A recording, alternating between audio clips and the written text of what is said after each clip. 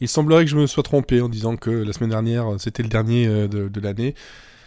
J'avais complètement oublié que ça arrivait ici pour Noël, l'épisode 10 de la saison 45 de Saturday Night Live, avec Eddie Murphy en host, et Lizzo en host musical. Eddie Murphy, juste pour vous donner une idée, la dernière fois qu'il a hosté le Saturday Night Live, c'était il y a 35 ans. C'est juste un an de moins que moi. Hein. Ça fait un petit moment quand même.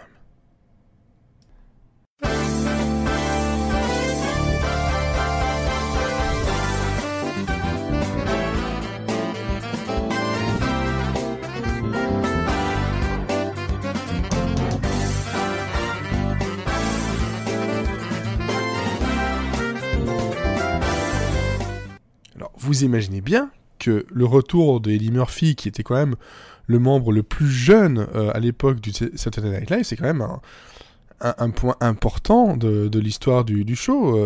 Pour rappel, Eddie Murphy est arrivé, il avait 19 ans.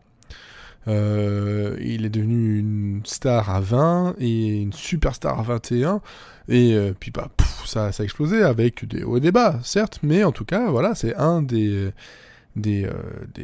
membres du cast de Saturday Night Live qui a eu une carrière aussi fulgurante et aussi rapide à démarrer. Et donc ça fait vraiment plaisir de le retrouver, surtout que ça permettait de se dire on va sans doute avoir quelque chose de qualité, encore une fois. Et si on passe sur le côté du Cold Open qui partait sur le débat démocratique, on a pu revoir Maya Rudolph en tant que Kamala, on a pu aussi voir Alec Baldwin à nouveau, hein, dans son rôle de Trump. On a eu quand même pas mal de petits clins d'œil et Fred Armisen, voilà, j'oubliais, qui était là aussi. Voilà, on a eu des petits clins d'œil, des petits guests sympathiques, mais un sketch qui, très franchement, on aurait pu s'en passer.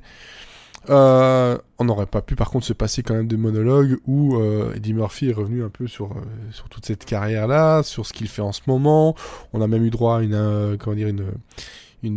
parodie, une imitation de Bill Cosby en disant qui aurait cru que 30 ans plus tard je serais papa 10 fois et que Bill Cosby serait en prison. Voilà, un petit pic lancé comme il faut, et puis il est vite rejoint sur scène par Dave Chappelle, Tracy Morgan, Chris Rock et Kenan Thompson, pour vraiment les membres les membres du SNL, membres afro-américains. Et ça faisait vraiment plaisir de les revoir tous là en même temps, faire ce monologue. Donc franchement, c'était vraiment très très très très cool. Ensuite, qu'est-ce qu'on a eu comme sketch? Alors, pour faire un petit peu la liste, on a eu donc un reportage au pôle Nord, on a eu un Black Jeopardy, on a eu aussi le Holiday Baking Championship, donc voilà, une émission de pâtisserie de fête. On a eu donc le Weekend Update, bien entendu. On a eu Mask Singer, voilà, et on a eu Home for the Holidays. J'en oublie peut-être un, oui, voilà, Mr. Robinson Neighborhood. Hein, donc, on a eu des personnages que Eddie Murphy faisait à l'époque. Il a refait juste parce que voilà, les fans attendent ça. Niveau Cut for Time, on en a eu deux. On a, je vois ici le Holiday Gig, qui est un petit groupe de musique jazz qui a quelques soucis personnels, hein, pour pas dire vraiment de gros soucis personnels. Et je pense qu'il y en avait un autre avec Eddie Bryant qui essayait de devenir la meilleure pote, voilà, c'est ça, Eddie Bizzo qui devenait la meilleure pote de Lizzo en se comportant justement comme elle, en acceptant sa sexualité, ses rondeurs et, comme elle dit, son gros cul. Donc c'était assez spécial. Pas mauvais, mais c'est vrai que Cut for Time, on peut comprendre un petit peu. Sinon, on a eu donc, moi dans mes préférés, comme ça je commence directement par ceux que j'ai préférés, le Weekend Update était vraiment un de mes préférés pour l'instant cette saison, parce que on a eu Janine Pirro par Cecily Strong qui se termine on va dire en bain de vomi de vin, Donc c'était assez gênant, surtout pour Colin Jost. On a eu Pete Davidson qui est venu faire quelques mots sur le impeachment, sans vraiment faire de mots sur le impeachment. On a eu aussi donc Eddie Murphy qui est venu dans son rôle de Gumby, hein, voilà, espèce de mascotte verte bizarre qui est venu un peu foutre le dawa dans ce Weekend Update. Et alors, comme on arrive les fêtes de fin d'année, on a le Christmas Joke Swap, et en gros c'est les blagues que devait dire Michael Che, c'est Jost qui les dit et inversement. Et ça nous laisse des petits moments un peu gênants, comme ils savent le faire tous les deux. Et franchement, un très très très très bon Weekend Update où j'ai vraiment beaucoup ri.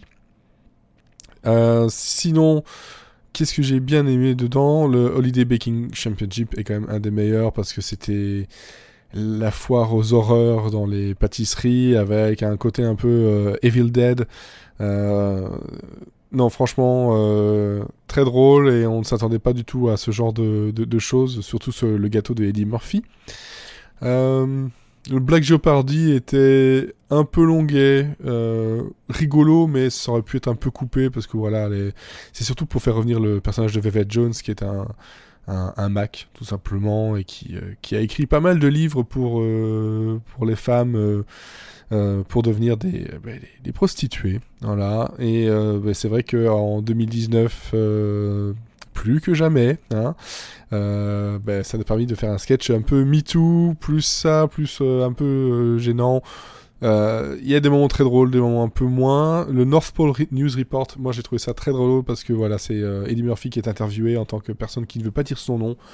C'est des elfes qui font un reportage parce qu'il s'est passé quelque chose dans la fabrique qui est en feu. Il y a eu des attaques, et surtout le Père Noël est perdu. On ne sait pas où il est. Vraiment reportage très drôle, très fun, très rapide, tout ce qu'il fallait, et puis le final est savoureux. Mr. Robinson, c'est aussi un autre personnage de Eddie Murphy, où là, il raconte que voilà, comment il a fait pour rester dans cet appartement alors qu'il a la gentrification, et donc tout un tas de blagues justement par rapport à une personne, une afro-américaine qui est restée dans un quartier qui est devenu très très très très blanc. Ça commençait vraiment bien. Par contre, dans les trucs un peu moins fun, je pense que le Cut for Time Holiday Gig, c'est si rigolo 5 secondes de voilà, les blagues sur les problèmes personnels entre chaque membre du groupe. On a aussi un personnage qui est un peu laissé de côté, qui finalement n'aurait pas été là, c'était pareil. Tout ce qu'on a pu avoir comme blague sur lui, c'est que est-ce que tu es juif?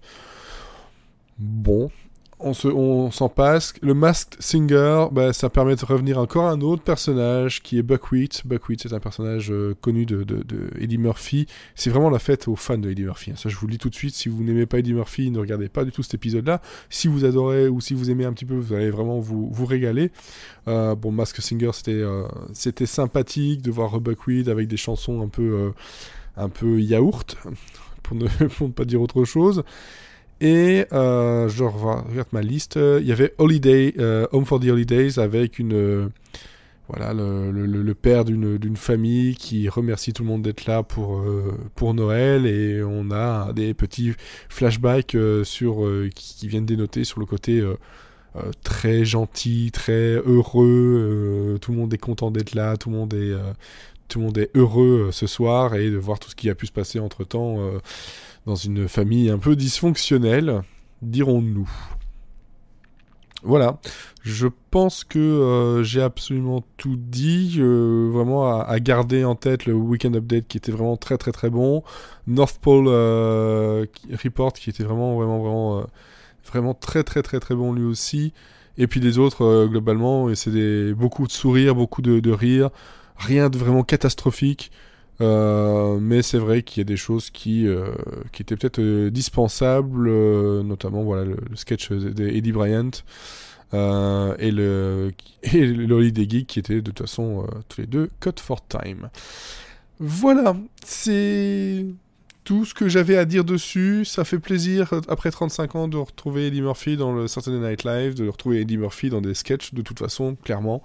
Donc un bon épisode pour finir l'année, un joyeux cadeau de Noël. Et puis moi je vous souhaite cette fois-ci vraiment, vraiment, vraiment de joyeuses fêtes, passez un bon Noël, passez de bonnes fêtes de fin d'année, que l'année 2020 vous soit profitable et heureuse, et n'hésitez toujours pas à repartager, commenter et à me dire si tout simplement je dois continuer cette rubrique l'année prochaine. À bientôt.